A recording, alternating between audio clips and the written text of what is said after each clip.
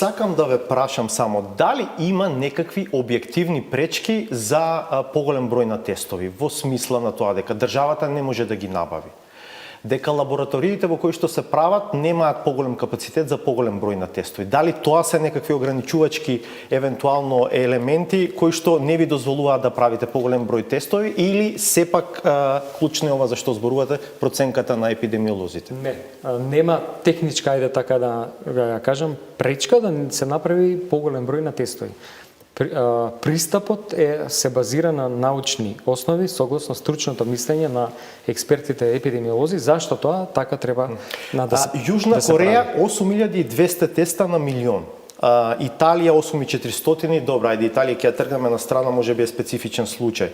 Австрија 6200, Велика Британија колку нас, некаде околу 2100-2200, но интересно, САД која што има огромен број на заболени во апсолутна бројка, прави по 450 до сега имало направено, по 450 тестови на милион жители. Сега вие велите, нашиот пристап е базиран на научни сознанија, но еве гледаме различен пристап во различни земји, не можеме да кажеме дека овие земји се абстрахираат од научните сознанија.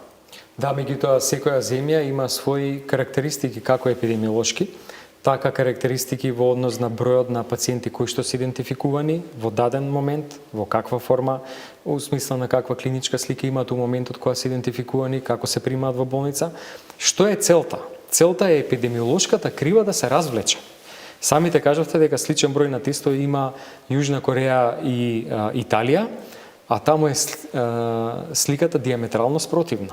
Значи мора секоја земја согласно тој еден унифициран научен пристап, а согласно многу различни карактеристики на здравствениот систем и моментална состојба на број на дијагностицирани пациенти, состојба во кој што се наоѓа, да го најде својот автентичен пристап. Во таа смисла сметам дека со оваа бројка на тестови, ќе повторам дека нема технички предизвик, ние имаме сосем доволен број на тестови на располагање, понатаму немаме проблем со лабораториите, тие се сосем доволно стручно екипирани, меѓутоа пристапот да се дијагностицира пациент кој што има симптоми и сите други контакти негови да бидат во самоизолација, за сега дава добри резултати. Ние пратиме секојдневно ситуацијата.